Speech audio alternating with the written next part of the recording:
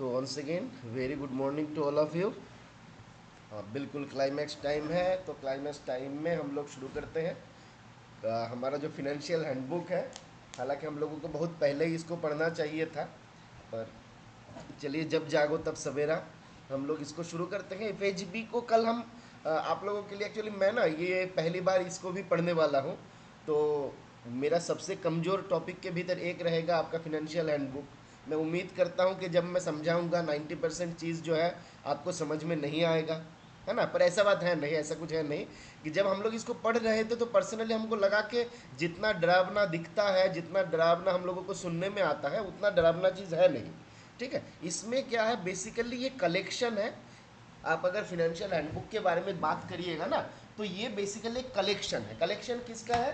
कि financial matters जो भी रहता है, फिनेंशियल मैटर्स जो भी रहता है, जो डिपार्टमेंट के साथ रिलेटेड है, डिपार्टमेंट के साथ संबंधित है, वो सारा मैटर को कवर किया गया है आपका फिनेंशियल हैंडबुक के भीतर।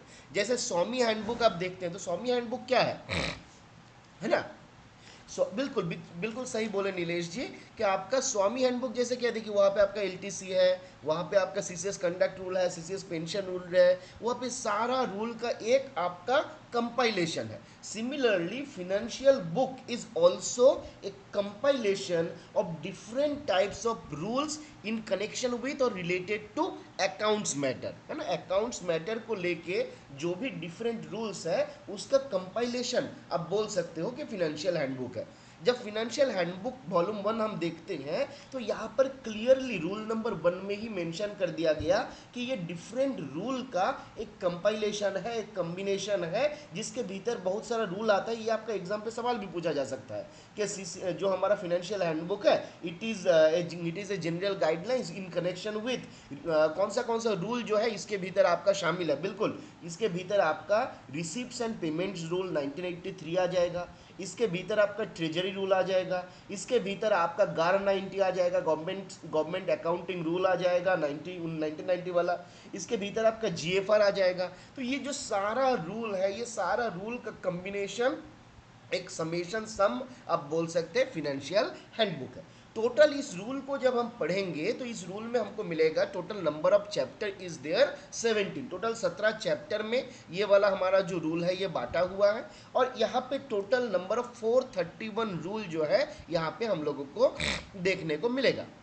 ठीक है, अब ये रूल जब हम पढ़ रहे थे तो मेरे मन में एक और बात आया, कभी कभी मेरे दिल में ये ख्याल आता है कि ड्राइंग ऑफिसर और डिसबर्सिंग ऑफिसर, इन दोनों के भीतर अंतर क्या है। हालांकि ये हमारा रूल का यहाँ पे ये पार्ट अभी है नहीं, बट बाद में हम लोग जब आएंगे तो ये टर्म बहुत बार यूज़ किया जाएगा कि ड्राइंग ऑफिसर, डिसबर्सिंग ऑफिसर। तो अच्छा है कि एक बार देख लेते हैं कि ड्राइंग ऑफिसर और डिसबर्सिंग ऑफिसर होते कौन है ना। तो इसके लिए मैंने क्या किया, आपका चैट जीपीटी से पूछा कि चैट जीपीटी हमको तुम बताओ कि ये ड्राइंग ऑफिसर और डिसबर्सिंग ऑफिसर जो है, इन दोनों में अंतर क्या है। तो उनका जो आंसर है, वो आंसर हमको बहुत अच्छा लगा, बहुत पसंद आया।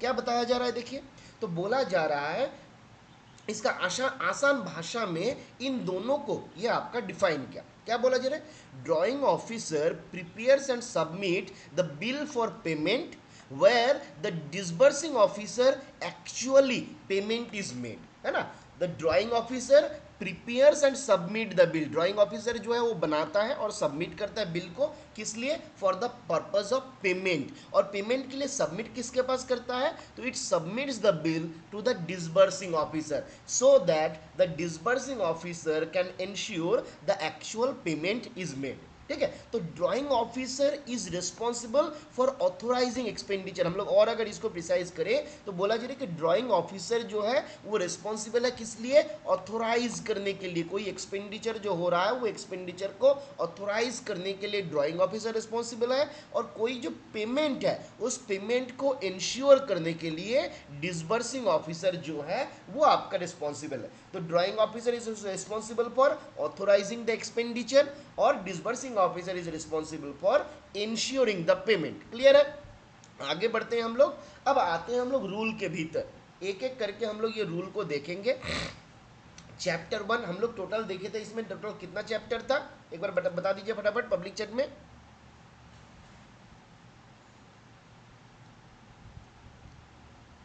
चलिए, बिल्कुल चलिए, वेरी गुड। तो आपका अब यहाँ पे क्या हो जाएगा, मल्लिकार्जुन जी, जेंडर बायसनेस के ऊपर एलिगेशन आपके हम लाएंगे आपके ऊपर, है ना। जेंडर बेस्ड कमेंट आप कर रहे हैं, उसको हम लोग मानेंगे नहीं, ठीक है। तो चैप्टर 1 जो है, चैप्टर 1 में हम लोग देख सकते हैं ये जनरल प्रोविजन है, और टोटल यहाँ पे रूल नंबर 1 से लेकर 3 जो है इस चैप्टर 1 के भीतर कवर किया गया। तो रूल 1 क्या बताता है?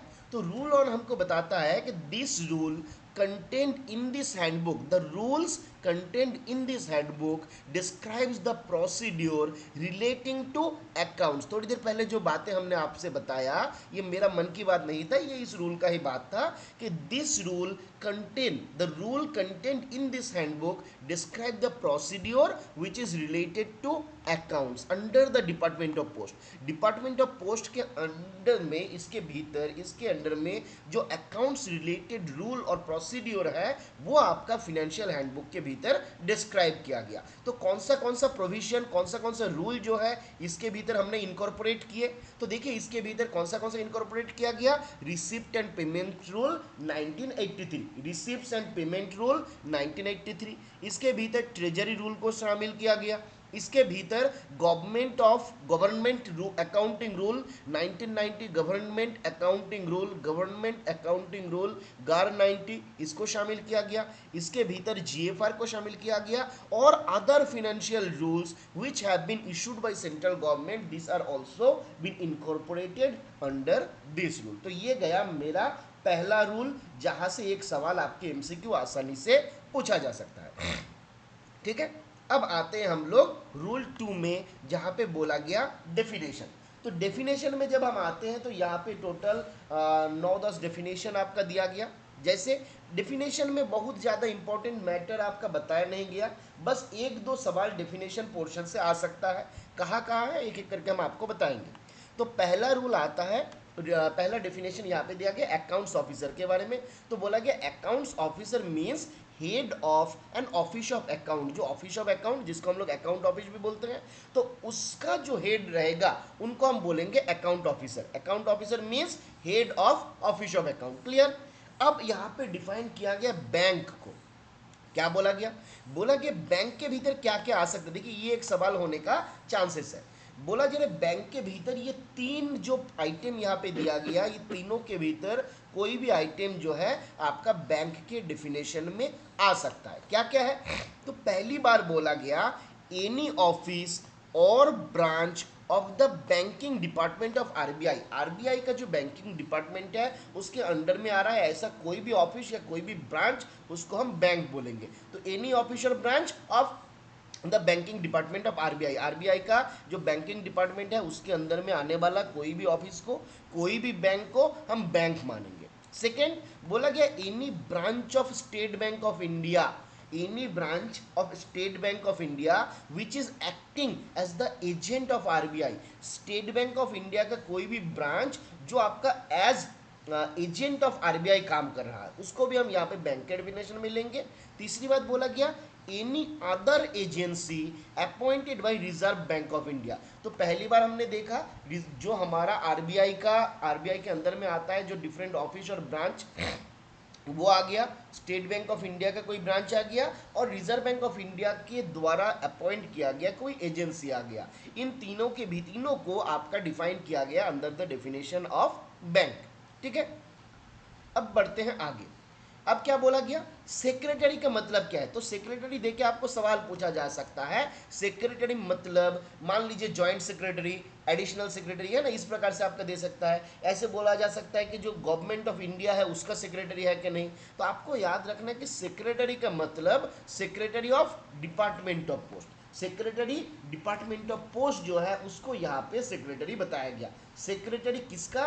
डिपार्टमेंट ऑफ पोस्ट का। यहाँ पे ऑप्शन आपका ऐसे भी दे सकता है, secretary means secretary of postal service board. The answer is correct और रॉन्ग? सेक्रेटरी का मतलब सेक्रेटरी आपका secretary of postal service board. Whether the answer is correct और नॉट? सेक्रेटरी का मतलब क्या हम बोल सकते हैं कि पोस्टल सर्विस बोर्ड का सेक्रेटरी जो है उसको हम सेक्रेटरी बोलेंगे?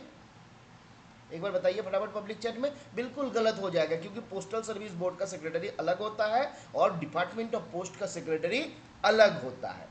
ठीक है, फिर यहाँ पे डिफाइन किया गया डायरेक्टर जनरल को। डायरेक्टर जनरल का मतलब director general of department of post, जो हमारा डिपार्टमेंट ऑफ पोस्ट का डायरेक्टर जनरल है उसी को हम यहाँ पे डायरेक्टर जनरल बोल रहे हैं। डिपार्टमेंट को डिफाइन किया गया, तो क्योंकि फिनेंशियल हैंडबुक जो है it relates to department of post, तो यहाँ पे जो डिपार्टमेंट का डेफिनेशन है मतलब डिपार्टमेंट ऑफ पोस्ट को बताया गया। हेड ऑफ द सर्किल कुछ है नहीं यहाँ पे, जो सर्किल का चीफ पोस्ट मास्टर जनरल होगा उसी को हम हेड ऑफ द डिपार्टमेंट बोलेंगे। तो यहाँ से सवाल अगर आप पूछने लायक होगा तो यहाँ पे नंबर 1 सवाल पूछा जा सकता है ये बैंक वाला से। ठीक है, पहला सवाल हो सकता है बैंक वाला, और सेकेंड सवाल अगर हम आए तो हो सकता है पॉइंट नंबर जी, जहाँ पे हेड ऑफ डिपार्टमेंट को डिफाइन किया गया। देखिए यहाँ पे ध्यान दीजिए, सवाल पूछेगा यहाँ से 100%। ये सवाल इस बार 2 नंबर से 100% पूछेगा। जो लोग देख रहे हो इधर ध्यान दीजिए। बोला जरा head of department means any authority declared under SR 2 का 10, एसआर 2 का 10, एसआर 2 का 10, एसआर 2 का सब रूल 10 में जिसको हमने हेड ऑफ डिपार्टमेंट बोल के डिक्लेयर किया वही मेरा हेड ऑफ डिपार्टमेंट होगा। एसआर 2:10 में जिसको हमने हेड ऑफ डिपार्टमेंट चुना वही मेरा हेड ऑफ डिपार्टमेंट होगा। और यहाँ के परिभाषा में डीजी पोस्ट जो है, डायरेक्टर जनरल जो है, he is the head of department. ठीक है, तो 2 चीज यहाँ से याद रखना है। नंबर 1 एसआर 2 का 10, क्या याद रखना है, कहाँ पे हमने डिक्लेयर किया authority which has been declared as head of department under which rule, SR 2 का 10। एक बार पब्लिक चैट में लिखिए कौन सा रूल में बताया गया कि हेड ऑफ डिपार्टमेंट कौन होंगे। एक बार फटाफट पब्लिक चैट में लिखिए बिल्कुल एसआर 2 का 10। बाकी लोग Ranjana very good, Sitaram very good, agree, Aparna ji, Manjeet ji very good, Bhushan very good, Akash SR 2 का 10 very good, Mallikarjun ji SR 2 का 10 जो है इसमें बताया गया हेड ऑफ डिपार्टमेंट कौन होगा। और यहाँ के परिभाषा में head of department very good Mahesh ji कौन होंगे, हेड ऑफ डिपार्टमेंट का मतलब होगा आपका director general, DG of the department of post जो है उन्हीं को हम यहाँ पे हेड ऑफ डिपार्टमेंट बोलेंगे। हम लोग अगर नॉर्मल केसेस देखें तो हेड ऑफ डिपार्टमेंट हम लोग जो पीएमजी एंड अबव रैंक के ऑफिसर होते हैं उन लोगों को हम लोग हेड ऑफ डिपार्टमेंट मानते हैं। पर एफएचबी के परिभाषा में अगर हम जाए तो वहाँ पे आपका डिफाइन किया गया कि director general is the head of department, है ना, director general is the head of department of post. आगे आगे अगला सवाल हो सकता है ये वाला भी, ये भी सवाल एग्जाम पे पूछता है कि वेदर ट्रेजरी इंक्लूड सब ट्रेजरी और नॉट, वेदर ट्रेजरी इंक्लूड्स सब ट्रेजरी और नॉट। तो बिल्कुल ट्रेजरी के भीतर सब ट्रेजरी भी शामिल है, ट्रेजरी के भीतर सब ट्रेजरी भी शामिल है। तो यहाँ तक हमारा रूल 2 जो है वो खत्म होता है। क्लियर, आगे बढ़े।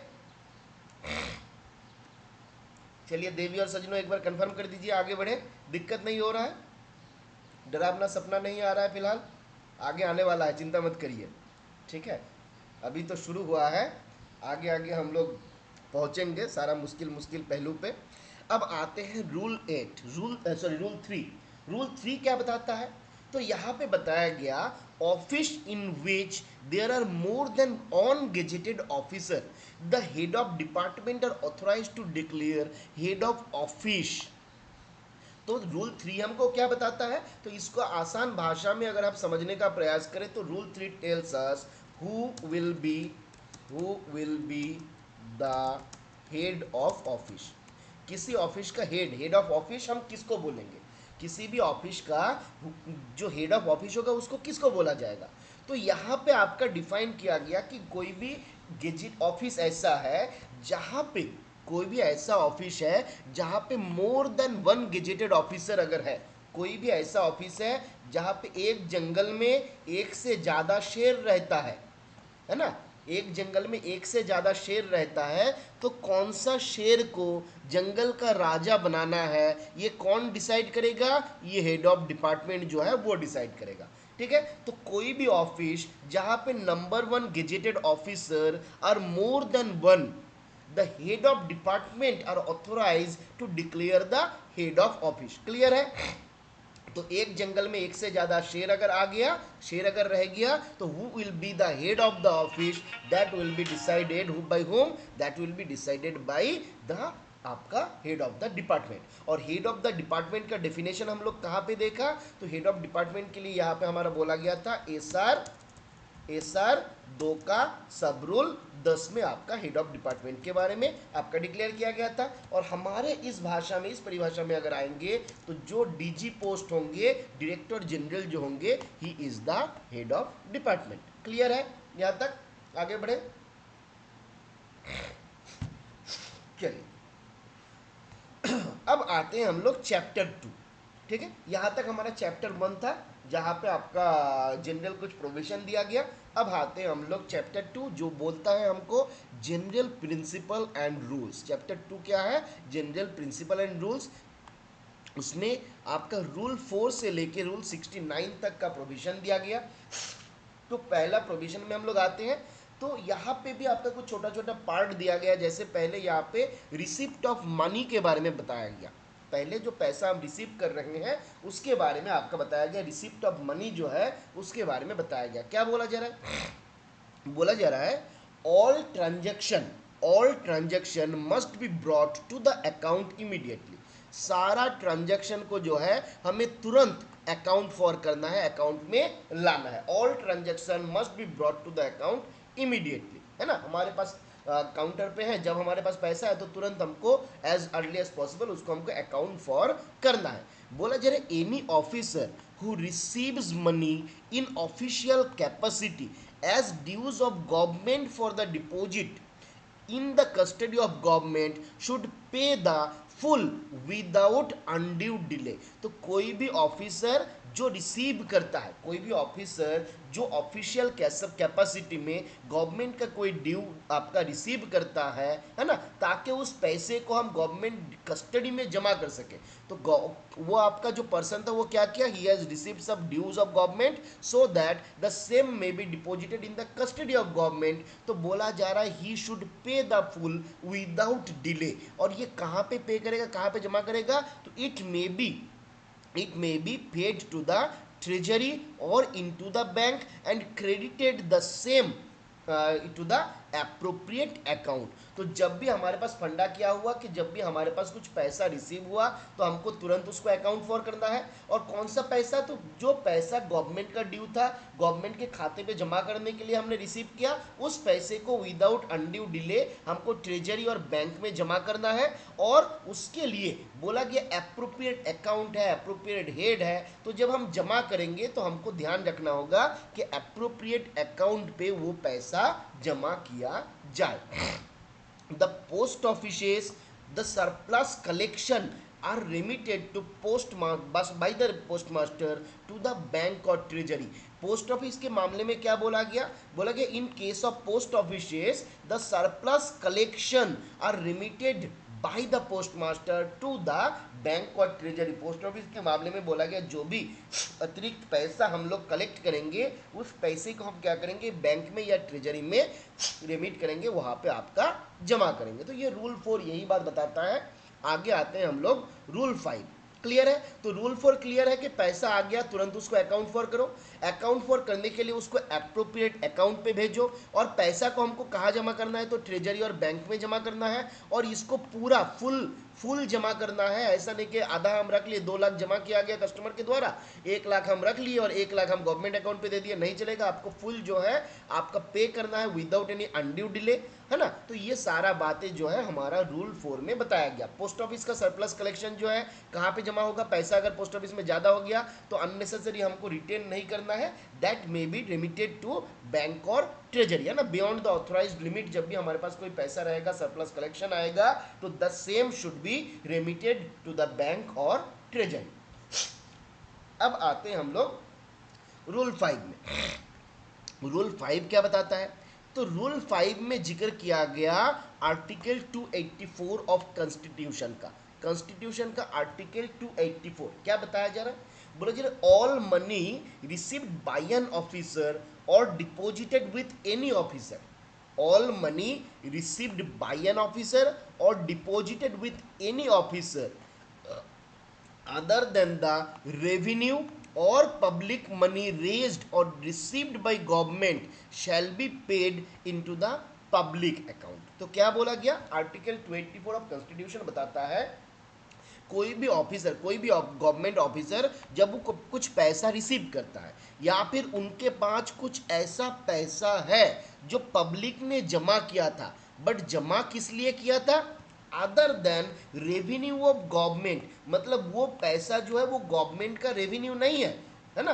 गवर्नमेंट का अगर रेवेन्यू होता या फिर पब्लिक मनी रेज्ड और received by government for own purpose, जहां पे पब्लिक से कुछ पैसा गवर्नमेंट के द्वारा कलेक्ट किया गया, जैसे जैसे मान लीजिए आप जब कोविड हुआ था तो आपसे कुछ पैसा कलेक्ट किया गया था कि आपका एक दिन का सैलरी मान लीजिए गवर्नमेंट ने रेज किया, रिसीव किया। वो क्या किया, गवर्नमेंट ने इसलिए रिसीव किया क्योंकि वो अपना फंड को बढ़ाएगा, है ना, उस फंड से बाद में कुछ लोगों का मदद करेगा, कुछ अच्छा करेगा, बट वो पैसा पब्लिक अकाउंट के लिए नहीं था। पब्लिक अकाउंट में वो पैसा रहता है जिसको हमें पब्लिक को पे करना रहता है ना। पब्लिक अकाउंट में वो पैसा रहता है जिसे हमको पब्लिक को पे करना रहता है। तो यहाँ पे बोला जा रहा है all money received by any officer और deposited with any officer other than the revenues, जो गवर्नमेंट का रेवेन्यू है, गवर्नमेंट का रेवेन्यू हो गया मतलब वो और आपका नहीं है, वो गवर्नमेंट का हो गया।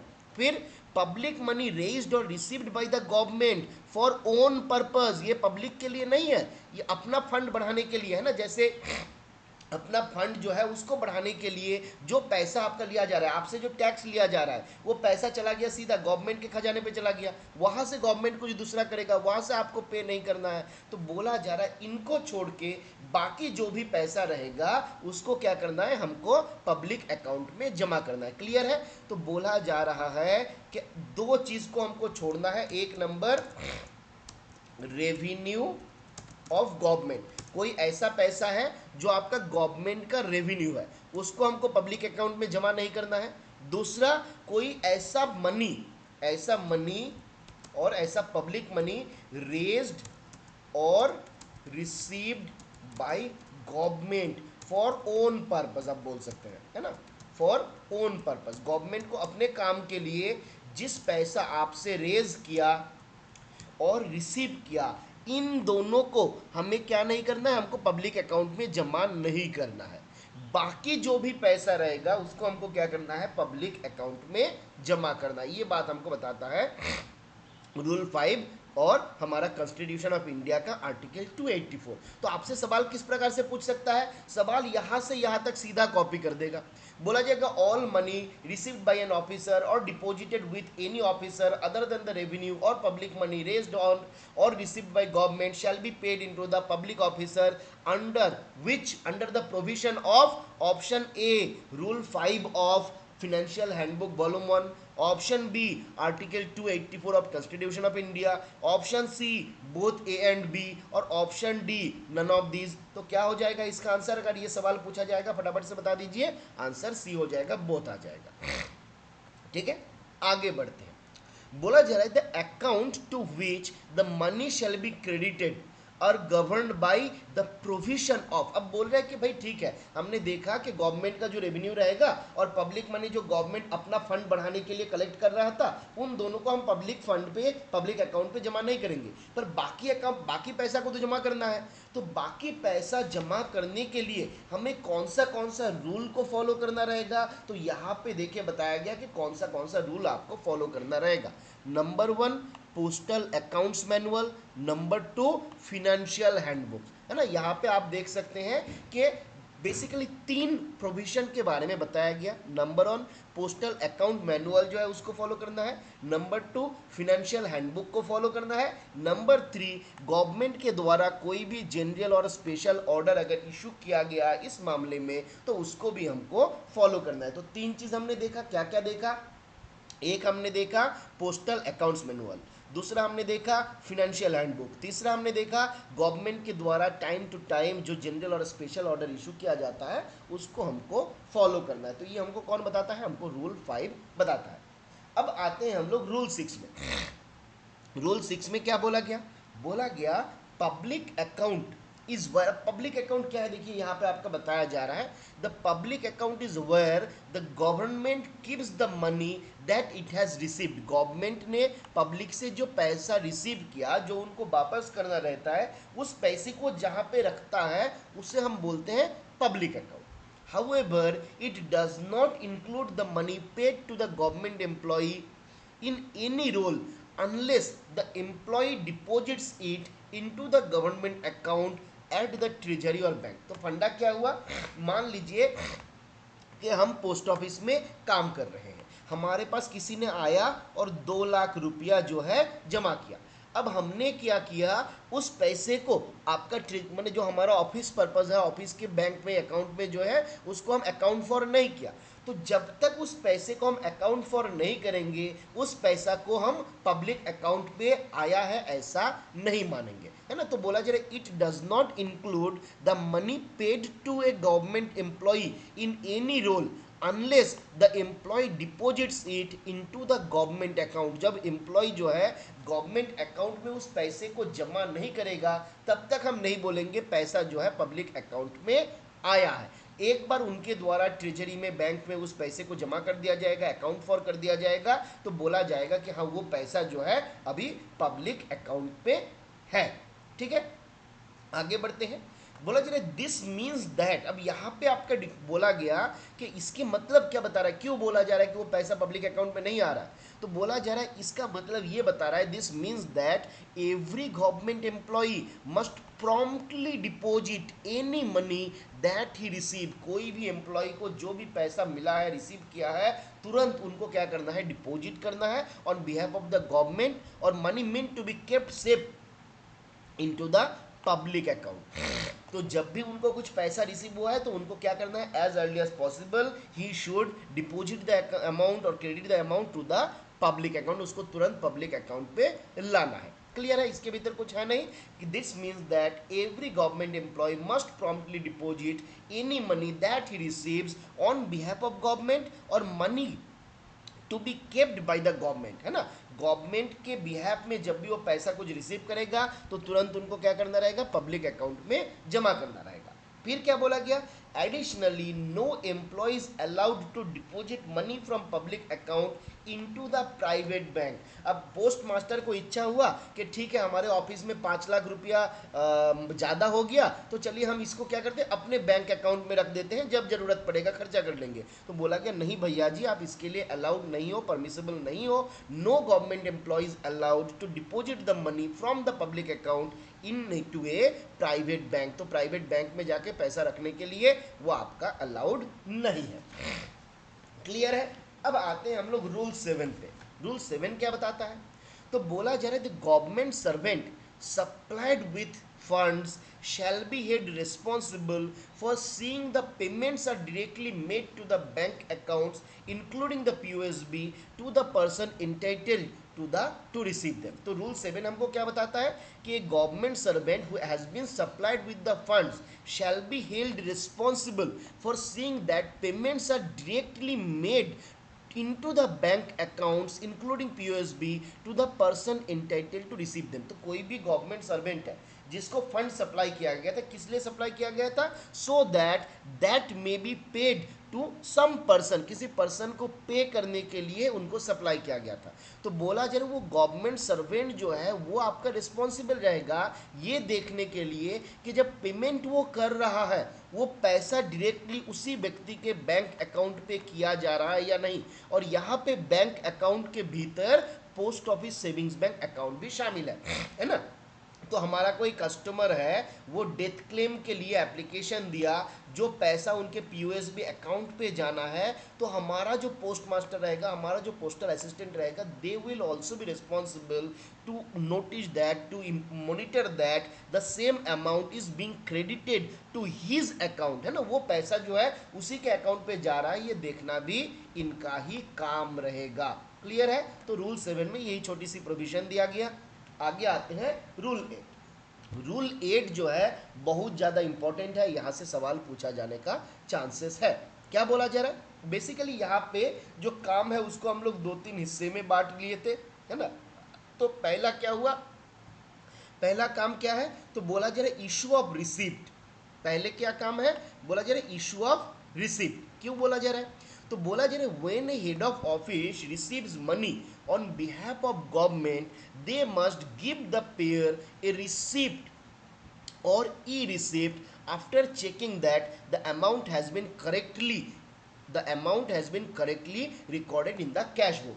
तो जब हमारा कोई कस्टमर हमारे पास आएगा पैसा जमा करने के लिए, कुछ करने के लिए, तो हमको उसको करेक्टली अकाउंट फॉर करना है, अपने अकाउंट पे लेना है, और उनको एक रिसिप्ट या फिर ई रिसिप्ट जो है देना रहेगा। इंश्योर करने का रिस्पॉन्सिबिलिटी किसको रहेगा, हेड ऑफ ऑफिस को रहेगा, कि वो ये मॉनिटर करेगा, वो देखेगा कि जो भी पैसा हमारा गवर्नमेंट के द्वारा, गवर्नमेंट के बिहाफ में, गवर्नमेंट सर्वेंट के द्वारा रिसीव किया गया, उसके अगेंस्ट में कोई रिसिप्ट या ई रिसिप्ट जो है प्रोवाइड किया जा रहा है। ठीक है, और इंश्योर ये भी करना है कि वो सारा पैसा आपके खाते में आया है या नहीं आया है। जैसे काउंटर पे बैठे हुआ है और वो क्या क्या सारा आपका डिपॉजिट स्लिप में डेट स्टैंप लगा लगा के देते रहा, पर कोई पैसा को जमा नहीं किया पिनाकिल में, तो पिनाकिल में जमा नहीं किया तो आपका जो कैश बुक है उसके भीतर वो आएगा नहीं, है ना।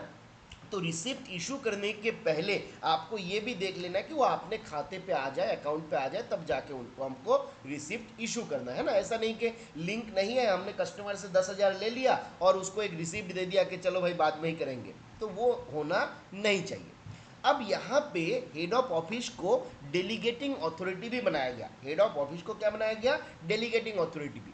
बोला गया the head of office can allow subordinate officer to sign receipt if needed. तो हेड ऑफ ऑफिस को ये पावर दिया गया है, चाहे वो गेजेटेड ऑफिसर हो या चाहे गेजेटेड ऑफिसर नहीं हो, हेड ऑफ ऑफिस को ये पावर दिया गया कि वो अपना सबऑर्डिनेट ऑफिसर जो है उनको भी एंटाइटल्ड कर सकता है, उनको भी नॉमिनेट कर सकता है कि वो उनके बिहाफ में वो साइन करे। जो रिसिप्ट पे किया जा रहा है उस रिसिप्ट में उनका सिग्नेचर के माध्यम से भी पे किया जा सकता है।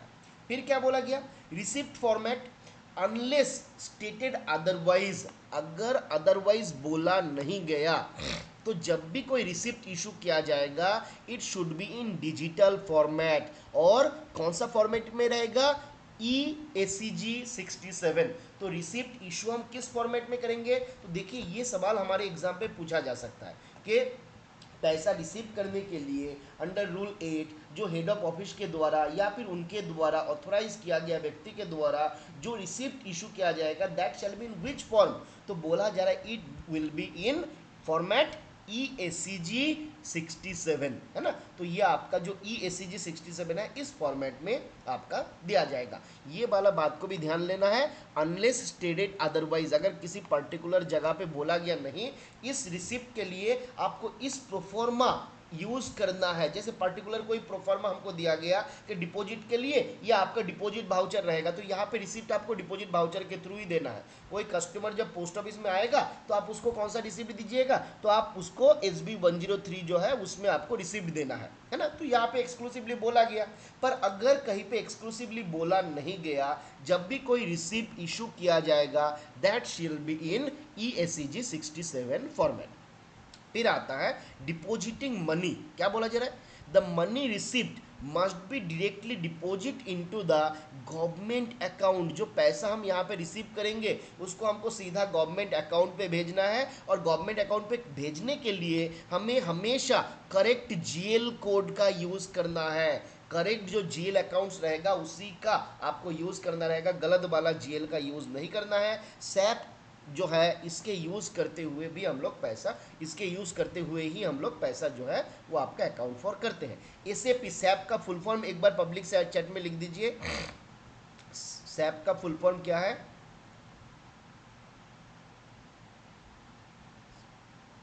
सैप का फुल फॉर्म क्या है।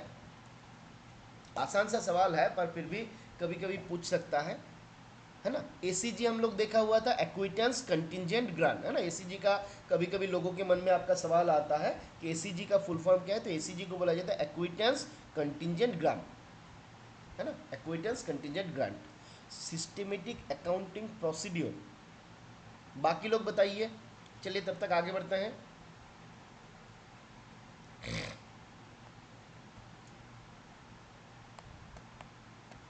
चलिए अब आते हैं, बोला जा रहा है कि know the old methods of issuing manual receipt, यहाँ पे आपको एक बात और बताया गया कि मैनुअल रिसिप्ट को नो करना है, एज मैंने जितना ज़्यादा हो सके पॉसिबल है। तो बोला जाए the old method of issuing manual receipt of ACG has been stopped, now only digital receipt are used as part of department modernisation. तो बोला जा रहा है ओल्ड जो हमारा ACG 67 इशू करने का प्रोविजन था, तो बोला जा रहा है मैनुअल ये प्रोविजन को बंद कर दिया गया है और अभी डिजिटल रिसिप्ट जो है उसी के ऊपर हम लोग फोकस कर रहे हैं। तो ये भी कभी सवाल पूछा जा सकता है। अब आते हैं हम लोग रूल 9 में।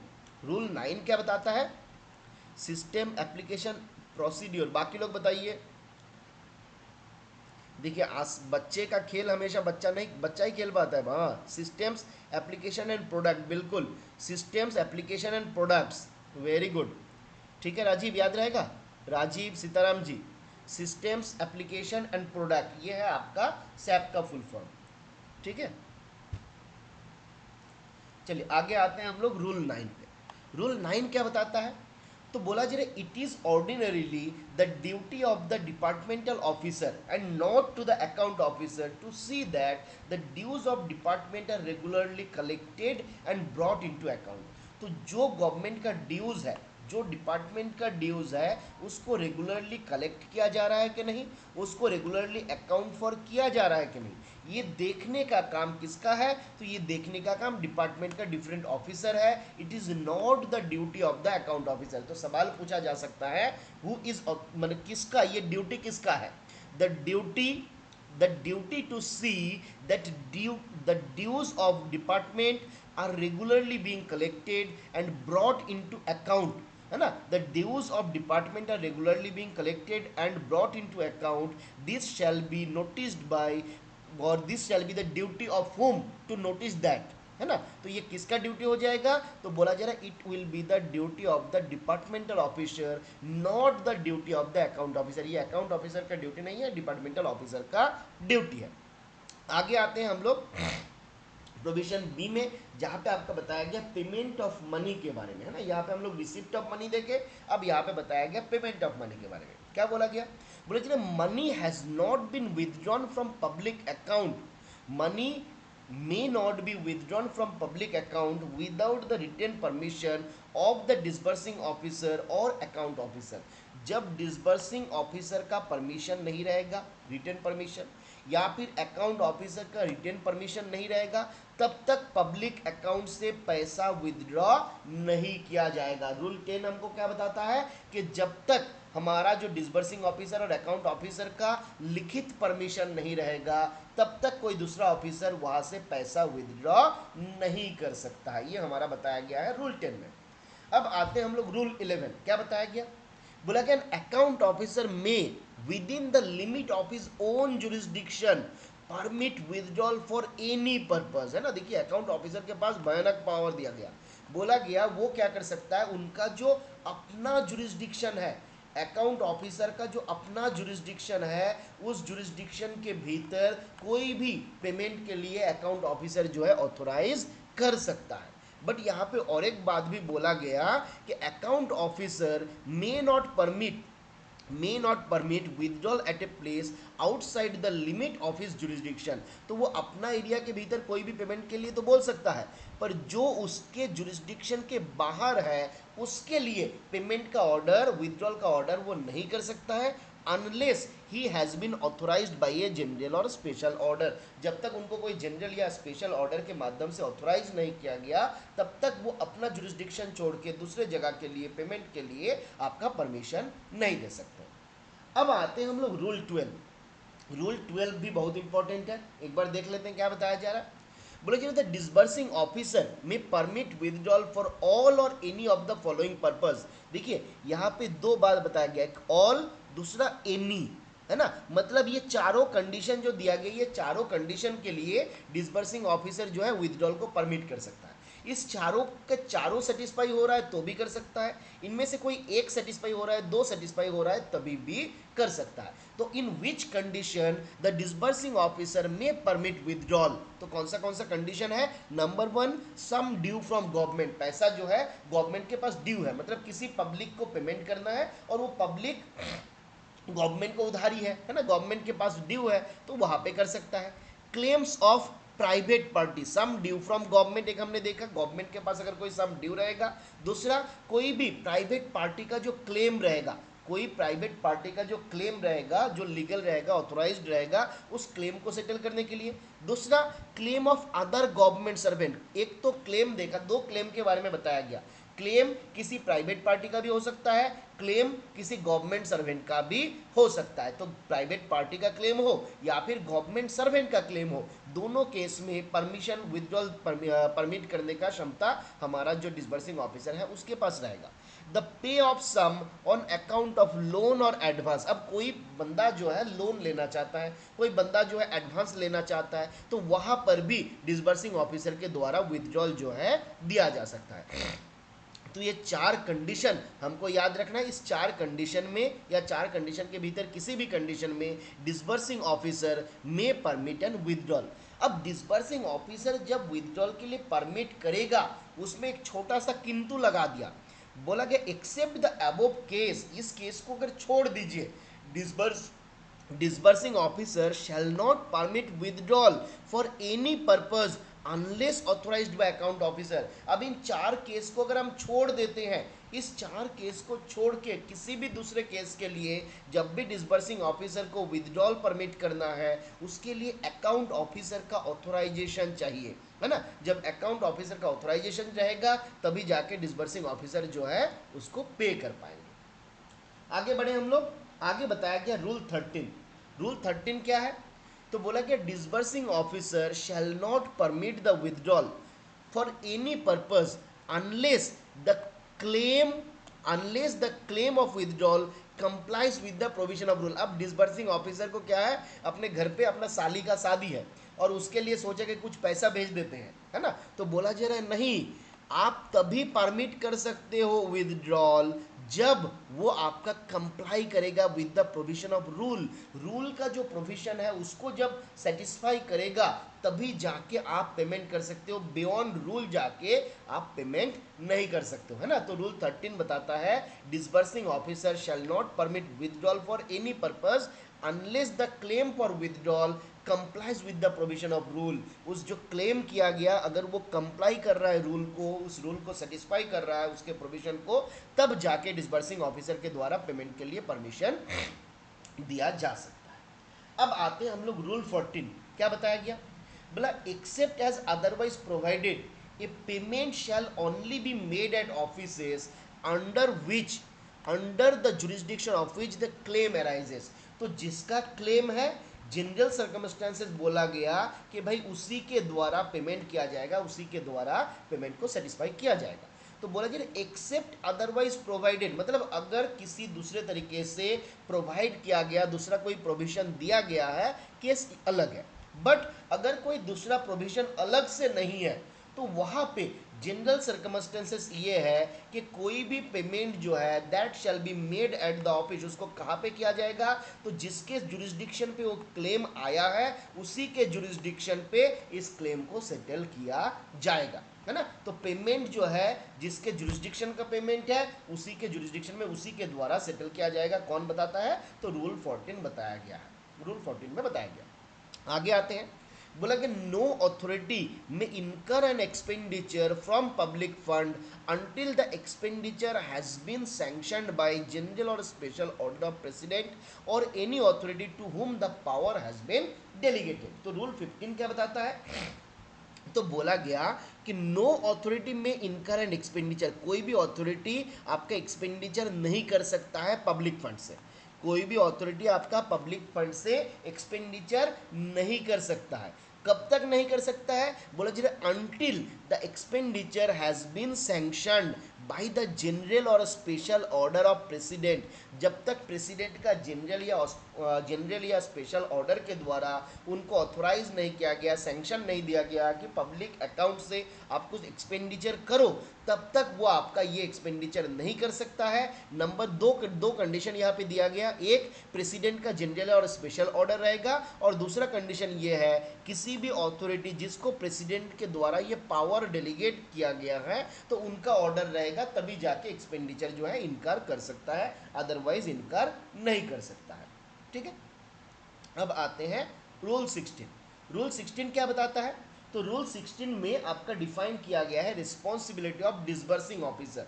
जो डिसबर्सिंग ऑफिसर होते हैं उनका क्या क्या रिस्पॉन्सिबिलिटी होता है, उनको यहाँ पे आपका डिफाइन किया गया। तो बोला कि if a payment request is not authorised by rules or does not have a special order from account office, the disbursing officer must decline the payment। तो कोई भी पेमेंट करने के लिए अगर रूल परमिट नहीं करता है और उस मामले में उस संदर्भ में कोई स्पेशल ऑर्डर भी अकाउंट ऑफिस से नहीं आया हुआ है तो डिसबर्सिंग ऑफिसर क्या करेगा, उसको डिक्लाइन करेगा, क्योंकि लैक ऑफ अथॉरिटी, उनके पास ये अथॉरिटी नहीं है कि अगर कोई चीज़ रूल को फॉलो नहीं कर रहा है, अकाउंट ऑफिसर का परमिशन नहीं है, तो पे करने के लिए उनके पास कोई अथॉरिटी नहीं है। The disbursing officer can not act on general government order. General government का कोई प्रोविजन है, उस प्रोविजन के ऊपर ये एक्ट नहीं कर सकता है unless it is specifically direct to make the payment. जब तक उनके पास कोई स्पेसिफिक ऑर्डर नहीं आएगा तब तक खाली गवर्नमेंट का गाइडलाइंस था कि जब ये मान लीजिए हो जाएगा तब आपको ये कर देना है ना। तो जब तक उनके पास स्पेसिफिक डायरेक्शन नहीं आएगा पेमेंट को करने के लिए, तब तक वो आपका पेमेंट नहीं करेगा, उनको इंतजार करना है। गवर्नमेंट का जनरल गाइडलाइंस के ऊपर उनको काम नहीं करना है, उनको स्पेसिफिक डायरेक्शन के लिए भी इंतजार करना रहेगा।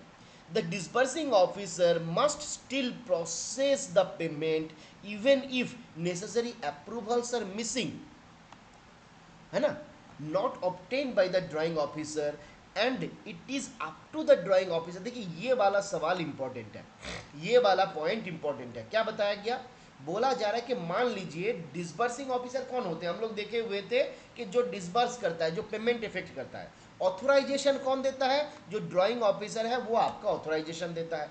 तो disbursing officer must still process the payment. अब कोई ऐसा केस हुआ है जहां पे किसी कारणवश डिसबर्सिंग जो ड्राइंग ऑफिसर है उन्होंने ऑथोराइजेशन नहीं लिया, है ना, जहां पे आपका ड्राइंग ऑफिसर ने ऑथोराइजेशन नहीं लिया, उनको मान लीजिए कोई पर्टिकुलर केस में आपका डायरेक्टर का परमिशन लेना था, सुपरिटेंडेंट ने डायरेक्टर का परमिशन लिया नहीं है, अब पोस्ट मास्टर को पे करना है, तो पोस्ट मास्टर को ये नहीं देखना है कि सुपरिटेंडेंट ने डायरेक्टर का अप्रूवल लिया या नहीं लिया, ये मैटर किसका रहेगा, ये जो आपका ड्राइंग ऑफिसर, ये उनका रिस्पॉन्सिबिलिटी है कि वो आपका नेसेसरी सैंक्शन जो है ले ले। अदरवाइज अगर ड्राइंग ऑफिसर का परमिशन है, सैंक्शन है, तो वहाँ पे उनको सोचना नहीं है कि उन्होंने हायर ऑफिसर से परमिशन लिया नहीं लिया, क्या किया, वो सीधा आपका पेमेंट इफेक्ट कर सकता है। रूल को और एक बार पढ़ते हैं, ध्यान दीजिए क्या बोला गया।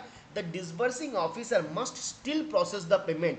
डिसबर्सिंग ऑफिसर को जो पेमेंट का प्रोसेस है उसको कंटिन्यू करना है, even if necessary approvals are missing. किसी पर्टिकुलर जगह पे ड्राइंग ऑफिसर को नेसेसरी अप्रूवल लेना था पर उन्होंने अप्रूवल नहीं लिया और पेमेंट करने के लिए ऑर्डर दे दिया, तो बोला गया it is not your duty, it is not the duty of the disbursing officer to notice that, है ना, उनके पास आया हुआ है तो वो पेमेंट कर सकता है। It is up to the drawing officer to ensure that the required sanction is obtain. ये किसका ड्यूटी है, ये ड्राइंग ऑफिसर का ड्यूटी है कि वो इंश्योर करेगा कि जो रिक्वायर्ड सैंक्शन है उसको लिया गया, ये इंश्योर करने का काम ड्राइंग ऑफिसर है। It is not the duty of the disbursing officer. Clear है, आगे बढ़े।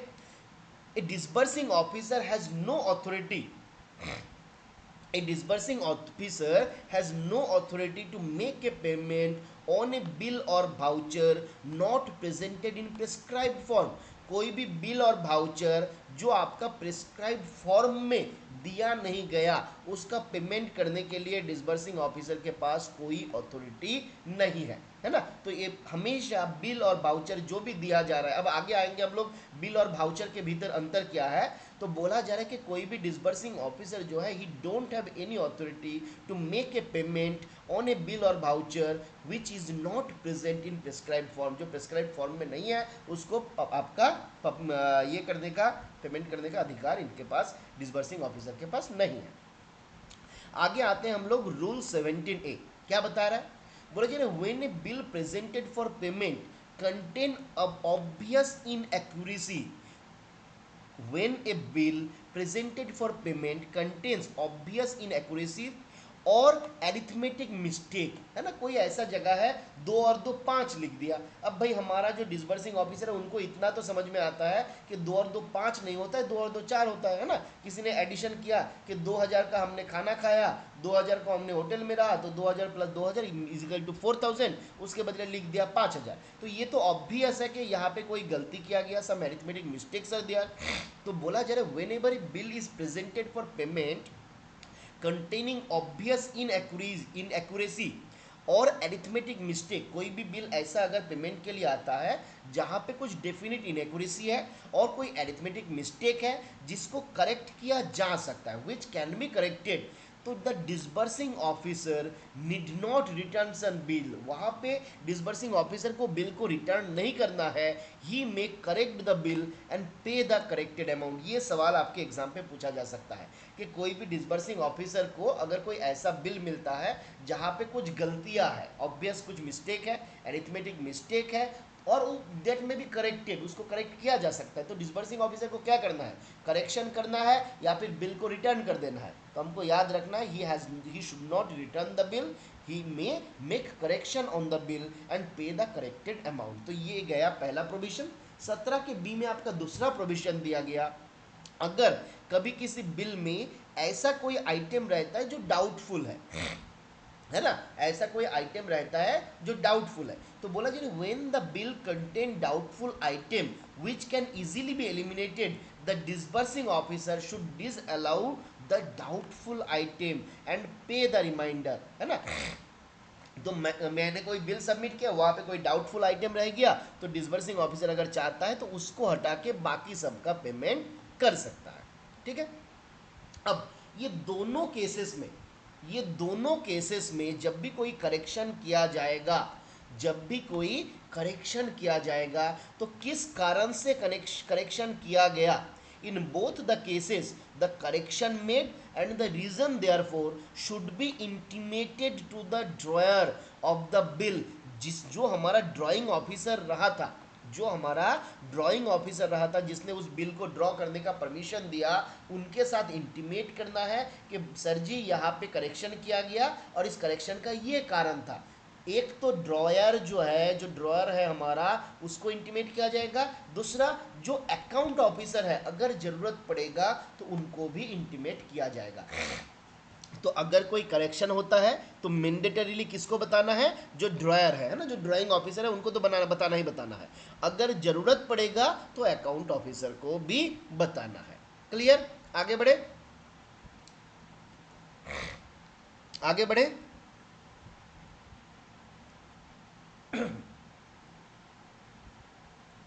चलिए, बहुत ज़्यादा दिक्कत तो नहीं हो रहा है, थोड़ा थोड़ा दिक्कत हो सकता है, बहुत ज़्यादा दिक्कत तो नहीं हो रहा है ना। सुबह सुबह उठ के ये क्या, मतलब ऐसा कोई टॉपिक है, सुबह सुबह उठ के ये दिमाग का दही बनाने के लिए हम लोग लगे हुए हैं। चलिए आगे बढ़ते हैं,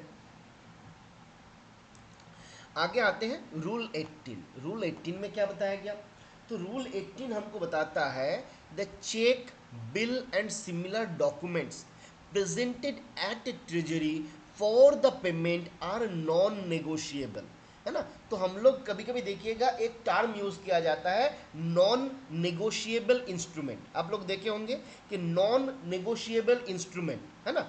तो बोला जी चेक और बिल या फिर सिमिलर इस प्रकार का जो डॉक्यूमेंट है ये क्या है, तो ये एक आपका नॉन नेगोशिएबल इंस्ट्रूमेंट है। नॉन नेगोशिएबल इंस्ट्रूमेंट का मतलब जिसका आपका ट्रांसफर नहीं हो सकता, जिसको लेके अलग से व्यापार नहीं हो सकता, है ना। The items which are non transferable, और जिसको लेकर अलग से व्यापार नहीं किया जा सकता है उसको हम लोग बोलते हैं नॉन नेगोशिएबल इंस्ट्रूमेंट।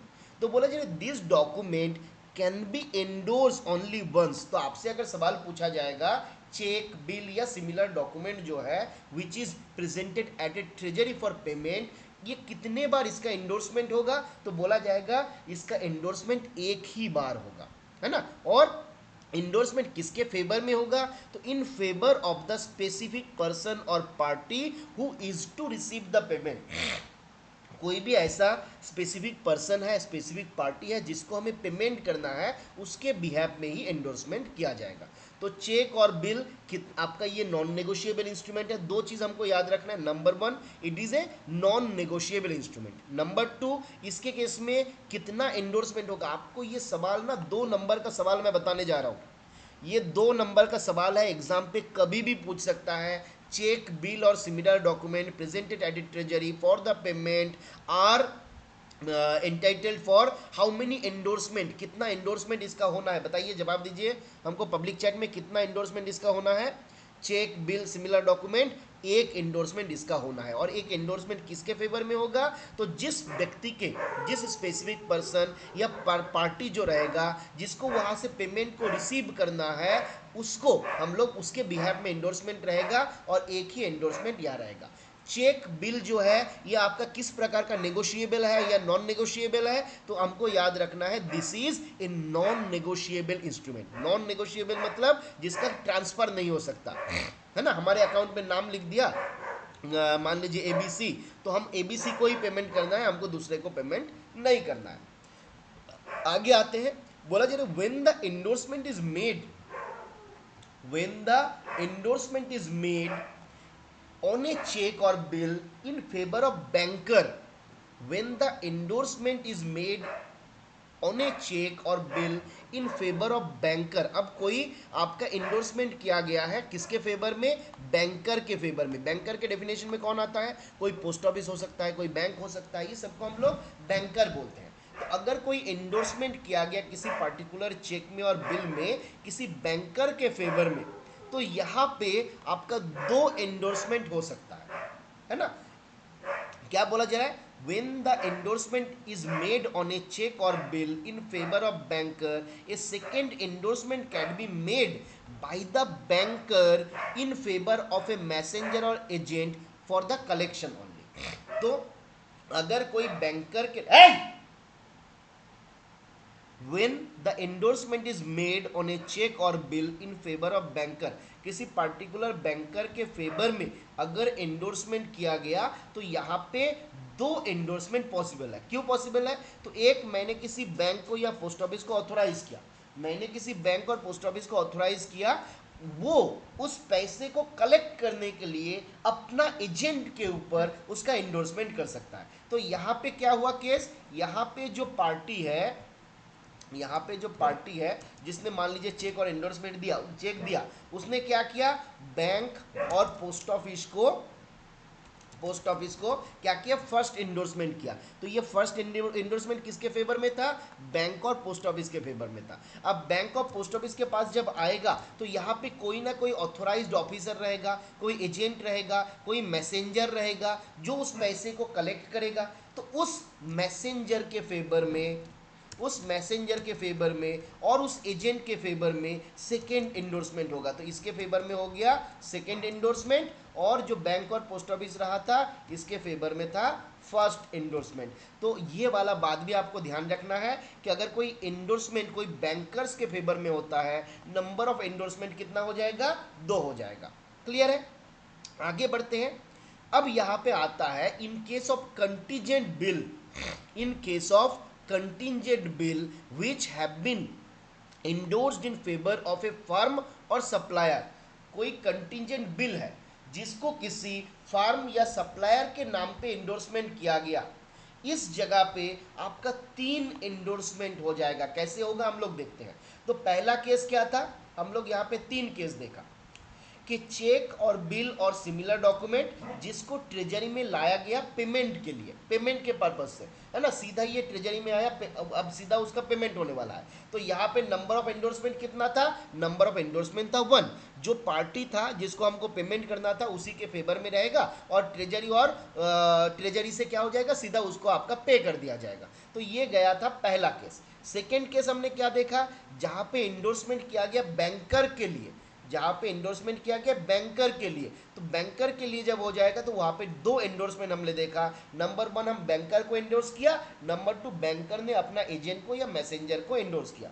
अब आते हैं हम लोग तीसरा केस। तीसरा केस क्या बोला जा रहा है, बोला जा रहा है in cases of a contingent bill, जब कोई कंटिजेंट बिल का मामला आएगा और उस कंटिजेंट बिल को इंडोर्स किया गया इन फेवर ऑफ ए फर्म और सप्लायर, उसको किसी फर्म और सप्लायर के बिहाफ में इंडोर्स किया गया, यहाँ पे the firm can re-endorse it to the banker and the banker can endorse it to the messenger और agent। फंडा देखिए क्या हुआ, यहाँ पे मेरा कोई कंटिजेंट बिल था, है ना, तो मान लीजिए कि कोई कंटिजेंट बिल था। अब जब कंटिजेंट बिल का पेमेंट करना है, जब हमारा कंटिजेंट बिल जो था उसका आपका मान लीजिए एक्स जो है वो क्या कर रहा है, कंटिजेंट बिल दे रहा है, किसको दे रहा है, ये दे रहा है किसी फार्म को,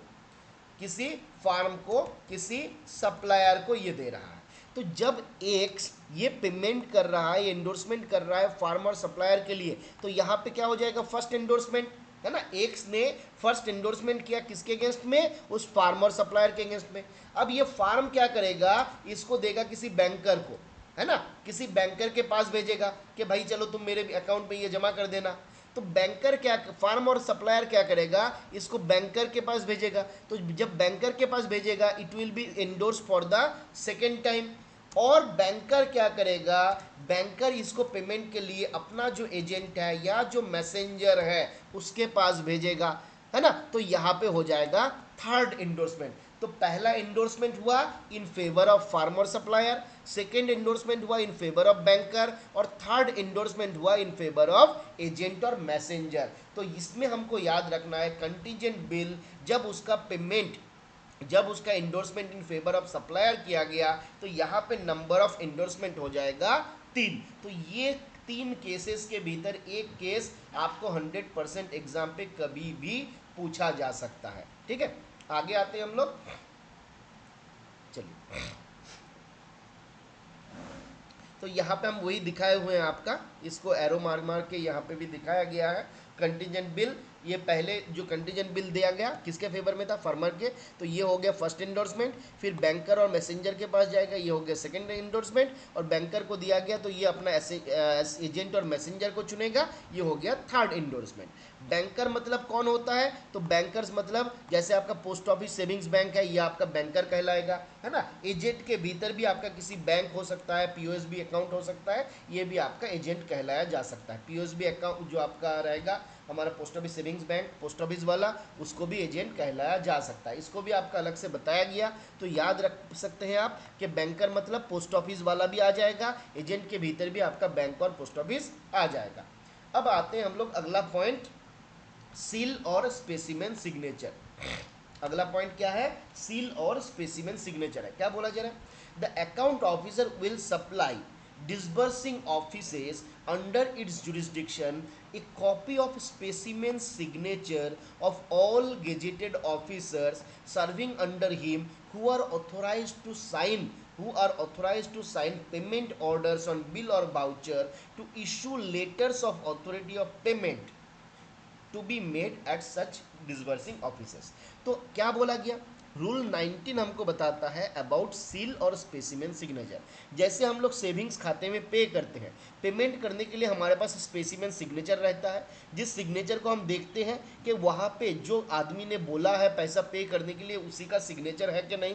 अगर सिग्नेचर टैली हो जाता है तो हम उसको पेमेंट कर देते हैं। सिमिलर केस यहाँ पे भी रखा गया, तो बोला गया यहाँ पे जो मेरा अकाउंट ऑफिसर रहेगा वो क्या करेगा, वो सप्लाई करेगा स्पेसिमेन सिग्नेचर, वो सप्लाई करेगा specimen signature of all gazetted officer serving under him who are authorised to sign the payment order. अब देखिए डिसबर्सिंग ऑफिसर जो है उनको कुछ नहीं पता, डिसबर्सिंग ऑफिसर देखेगा उसके पास पेमेंट का ऑर्डर आ रहा है या नहीं। जब पेमेंट का ऑर्डर आ गया वो पेमेंट कर देंगे। अब पेमेंट का ऑर्डर जब आया वो किसी ऑथोराइज्ड सोर्स से आया या फिर अनऑथोराइज्ड सोर्स से आया, ये कैसे पता चलेगा? तो पेमेंट का ऑर्डर जो है ऑथोराइज्ड है या नहीं पता करने के लिए गेजेट जो भी हमारा डिसबर्सिंग ऑफिसर रहेगा उनके पास अकाउंट ऑफिसर के द्वारा जो जो ऑफिसर पेमेंट को ऑथोराइज कर सकता है उनका जो स्पेसिमेन सिग्नेचर है वो भेज दिया जाएगा अकाउंट ऑफिसर के द्वारा। और जब भी पेमेंट का कोई भी ऑथराइजेशन आएगा तो आपका जो डिसबर्सिंग ऑफिसर वो देखेगा, अच्छा ये तो हमारा ए सर ने इसको आपका ऑथराइज किया तो चलो पेमेंट कर दो, ये बी ने किया पेमेंट कर दो, अरे ये तो सिग्नेचर मेरे पास अवेलेबल नहीं है तो इसको नहीं करना है ना। तो ये बात हमको ध्यान रखना है कि स्पेसिमेन सिग्नेचर सप्लाई किया जाएगा किसके द्वारा? अकाउंट ऑफिसर के द्वारा। किसके पास सप्लाई किया जाएगा? डिसबर्सिंग ऑफिसर के पास, है ना। अकाउंट ऑफिसर इसको सप्लाई करेंगे और बोलेंगे इन इन व्यक्ति का सिग्नेचर से अगर चिट्ठी आया ऑर्डर आया तो तुमको पे करना है, अदरवाइज पे नहीं करना है। यही बात हमारा बताया गया है रूल 19 में। अब आते हैं रूल 19A। क्या बताया गया?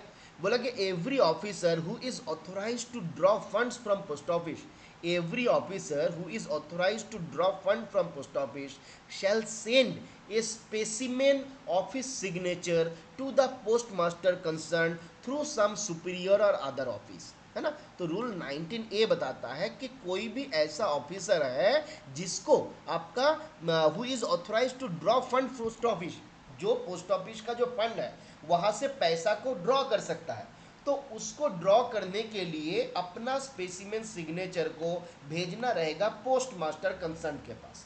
और ऐसे ही भेजने से नहीं चलेगा, थ्रू सम सुपीरियर और अदर ऑफिसर उनको ये भेजना रहेगा। जैसे मान लीजिए कोई एक छोटा सा एसओ है, छोटा सा नहीं, कोई मान लीजिए एक एमडीजी है, मुख्य डाकघर, वो वहाँ का जो मान लीजिए पोस्ट मास्टर है, सपोज एचएसडी 2 रैंक का आपका पोस्ट मास्टर वहाँ पे है और उनको पावर दिया गया है कि चेक इशू करने के लिए। अब चेक इशू करने का पावर का मतलब क्या हो गया? पोस्ट ऑफिस का जो फंड है वहाँ से वो पैसा विदड्रॉ कर सकता है।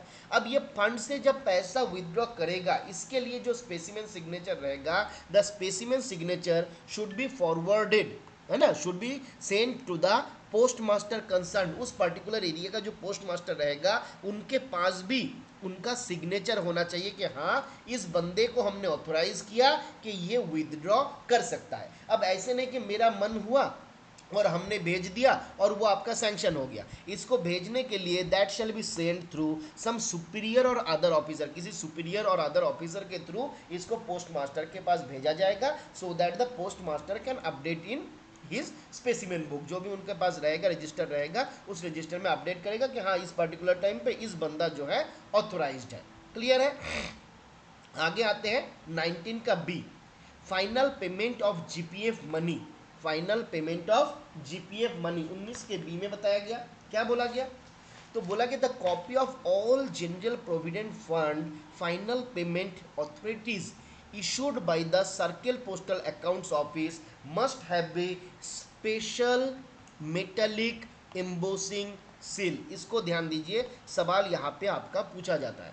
तो जब भी जीपीएफ का फाइनल पेमेंट ऑर्डर आएगा, जब भी जीपीएफ का फाइनल पेमेंट ऑर्डर आएगा जिसको इशू किया जाएगा सर्किल पोस्टल अकाउंट ऑफिस के द्वारा, तो जब वो ये अथॉरिटी दे रहा है, ये ऑर्डर कर रहा है, तो जो हमारा पेमेंट का ऑर्डर रहेगा उसमें एक सील रहता है। और हम लोग पहले भी देखे हैं सील जो होता है हमेशा एम्बोस्ड होता है, एनग्रेव्ड नहीं। तो यहाँ पे आपका टर्म भी यूज कर सकता है, special metallic engraved seal, special metallic embossed seal, round stamp, इस प्रकार से आपका टर्म यूज कर सकता है। तो आपको याद रखना है सील कौन सा रहेगा? स्पेशल मेटालिक एम्बोस्ड सील रहेगा, which shows the name of the issuing office। किस ऑफिस के द्वारा इस ऑर्डर को इशू किया गया उसका नाम भी उस जगह पे रहेगा, ये चेक करना रहेगा डिसबर्सिंग ऑफिसर को। Disbursing officer before making the GPF final payment, GPF का फाइनल पेमेंट करने से पहले डिसबर्सिंग ऑफिसर को कुछ मैटर जो है वेरीफाई करना रहता है। जैसे number 1, the payment authority is stamped with the special metallic seal. पहला चेक उनको क्या करना रहेगा? स्पेशल मेटेलिक सील है या नहीं। देखिए यहाँ से आपका ये दो ऑप्शन देखिए, 2 नंबर का सवाल पूछा जा सकता है। The payment authority is stamped with special metallic seal or not, whether the sanction is having a special existence of special metallic seal or not, उसमें है या नहीं. दूसरा, जिसने ऑथोराइज किया उसका स्पेसिमेन सिग्नेचर टैली हो रहा है कि नहीं. एक, किसने इशू किया है ना, हमको जिसने इशू किया मेटेलिक सील लगाया कि नहीं, और जिसका सिग्नेचर है उसका सिग्नेचर अकाउंट ऑफिसर के द्वारा डिसबर्सिंग ऑफिसर के पास सिग्नेचर का जो लिस्ट दिया गया उसके साथ टैली हो रहा है या नहीं, ये हमको देखना रहेगा. ठीक है. The specimen of special seal will be provided by the head of the circle account office to verify authenticity, and it should be kept in the safe custody of the disbursing officer. तो जो हमारा specimen seal है, देखिए एक तो हमने देखा कि जो जो हमारा स्पेसिमेन सिग्नेचर है वो आपका टैली हो रहा है कि नहीं. तो ये स्पेसिमेन सिग्नेचर हमको कौन सप्लाई करेगा, ये स्पेसिमेन सिग्नेचर हमको सप्लाई करेगा अकाउंट्स ऑफिसर, है ना. स्पेसिमेन सिग्नेचर कौन सप्लाई करेगा, it is supplied by account officer. अब बोला कि जो स्पेशल मेटेलिक सील है वो आपका ऑथोराइज्ड है या नहीं, ये कैसे पता चलेगा. तो बोला जा रहा है इसका भी स्पेसिमेन जो है, जो हमारा सील आएगा आपके पास, उस सील का जो स्पेसिमेन है ये head of circle account office जो है, हमारा जो सर्किल का हेड ऑफ अकाउंट ऑफिस रहेगा, head of circle account office रहेगा, उसके द्वारा इसका लिस्ट भी डिसबर्सिंग ऑफिसर के साथ शेयर किया जाएगा कि ये वाला जो सील है ये अपना है, और इस सील का थ्रू जब आप आएगा तभी आपको पेमेंट करना है ना. तो ये बात को भी ध्यान देना है कि स्पेसिमेन ऑफ स्पेशल सील जो है ये कौन सप्लाई करेगा, head of circle accounts office. जो सर्किल अकाउंट्स ऑफिस है उसका जो हेड रहेगा वो आपका सप्लाई करेगा. आपका स्पेसिमेन सिग्नेचर कौन सप्लाई करेगा, तो अकाउंट ऑफिस सप्लाई करेगा. अब यहाँ पे और एक बात बताया गया, बोला जा रहा है डायरेक्ट बैंक ट्रांसफर जो है इसके लिए बोला गया the final payment of GPF shall be credited directly to bank or post office savings account of the subscriber without the needing of subscriber signature. Final payment जब जीपीएफ का करना है तो सीधा बैंक और पोस्ट ऑफिस में किया जा सकता है, इसके लिए अलग से सब्सक्राइबर का सिग्नेचर विग्नेचर लेने का कोई आवश्यकता नहीं है. तो ये एक डायरेक्ट ट्रांसफर का भी ऑप्शन है, इसको भी हमको ध्यान रखना है, सवाल इसके बारे में भी पूछा जा सकता है. तो final payment of GPF shall be credited directly into the bank or post office without the needing of subscriber's signature. Subscriber का सिग्नेचर का कोई आवश्यकता नहीं है. ठीक है. एक काम अभी हम लोगों को करना है, अभी हम लोग यहीं पे रुकेंगे. ठीक है, अभी हम लोग यहीं पे रुकेंगे. आज शाम को हम लोग थोड़ा जल्दी से स्टार्ट करेंगे, यहाँ तक अभी हम लोग रखेंगे. ठीक है, शाम को हमारा 8 बजे से आज हम लोग स्टार्ट कर देंगे. ठीक है, तो ये वाला और भी जो पोर्शन है वो थोड़ा सा उसको भी हम लोग डिस्कस कर लेंगे. अभी हम लोग यहीं पे रुकते हैं क्योंकि को भी ऑफिस जाना है. ठीक है.